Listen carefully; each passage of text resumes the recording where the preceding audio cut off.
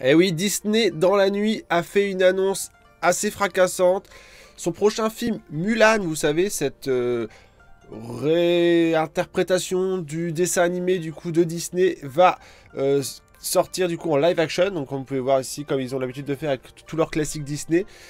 Le film a été reporté plusieurs fois au fil des mois à cause du virus notamment qui sévissait partout et qui fermait du coup notamment les salles et les lieux de rassemblement, donc c'était logique. Et du coup le film avait quand même trouvé une date de sortie pour le 26 août pour la France et le 28 pour les États-Unis. Et coup de tonnerre, cette nuit, Disney a annoncé que finalement, en tout cas dans certains pays, la France, ça n'a pas été précisé encore, mais notamment les États-Unis, le film allait finalement pas faire le choix de passer par la case salle de cinéma, a priori, et va arriver sur Disney Plus directement. Alors là, on se dit, mais c'est une super nouvelle, on va avoir le film directement dans notre abonnement. Oui, sauf que là, le problème arrive, c'est que le film, du coup, sera proposé à 29,99 $, en plus du coup de l'abonnement. Donc c'est un peu compliqué comme système parce que finalement tu payes un abonnement et après tu dois payer encore l'achat ou la location, on n'est pas encore sûr du film.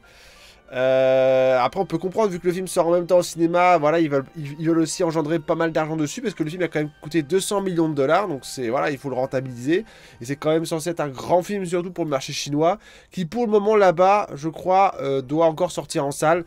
C'est encore assez flou parce qu'ils n'ont pas communiqué vraiment d'une façon globale, ils ont précisé certains pays mais pas d'autres. Alors à voir si en France il est toujours fixé pour le 26 août, donc 2020, en même temps qu'en plus qu'un certain film genre de Nolan, de Tenet, qui est censé sortir aussi cette date-là. Donc à voir, parce qu'en France, techniquement, les salles de cinéma, elles sont toujours actives. Donc à voir ce qu'ils vont faire. En tout cas, coup dur quand même de proposer ce film avec un achat en plus de 29,99 €. Encore, ils ont proposé le prix d'un billet de cinéma. On pourrait comprendre avec une location, par exemple, de 10 heures, de 12 heures, histoire de regarder le film. Là, on pouvait comprendre, hein, en allant peut-être jusqu'à 15 $, voilà. Quoique, avec le prix de l'abonnement, c'est vrai que j'avais dépensé. Peut-être après, ça vaut peut-être le coup si on est 5-6 à le regarder, on se partage les frais, etc. Mais franchement, voilà, c'est vrai que c'est compliqué en ce moment avec le virus. Notamment, il y a d'autres films qui sont censés sortir, repoussés, on sait pas trop, avec les New Mutants, par exemple, que Disney avait acquis avec le rachat de la Fox. A voir du coup ce qu'ils vont faire avec aussi, si le film, parce qu'il a été maintes fois repoussé pour d'autres raisons, puis là, en plus, avec le virus, encore pire. Donc pour l'instant il a une date de fixée, pour l'instant ils en parlent pas qu'ils vont le reporter, mais là ce coup de tonnerre de Mulan c'est assez impressionnant, surtout de le refacturer derrière. À voir si du coup c'est peut-être une prise de risque, peut-être un essai de la part de Disney, vous savez ils ont changé de CEO, donc de directeur, donc voilà les orientations stratégiques peuvent changer aussi. Et rappelons aussi que quand même ils ont communiqué ça en même temps que Disney Plus a pour l'instant dans le monde 60 millions d'utilisateurs, ce qui est quand même considérable en même pas un an. Pour rappeler, Netflix à 230 millions, je crois, de mémoire. Donc voilà, donc Disney Plus à 60 millions et ils ont un autre service qui est notamment qu'aux États-Unis, c'est Ulule. Donc c'est un autre système de streaming avec des films un peu plus matures parce que vous savez sur Disney Plus, on peut pas avoir de contenu mature, trop gore, trop sexualisé. Ça reste voilà entre guillemets familial. Et donc sur leur contenu, sur leur compte Ulule, qui était sorti déjà avant Disney+, ils sont à 30-35 millions, donc si on additionne, ils sont à peu près 100 millions, ce qui est déjà pas mal pour Disney, alors en plus le catalogue est assez maigre, en tout cas pour nous, à cause de la chronologie des médias, il est assez maigre, puis il n'y a pas de contenu vraiment exclusif pour le moment, ça va tarder, hein, vous savez, il y a pas mal de choses qui arrivent avec Star Wars, Marvel, etc.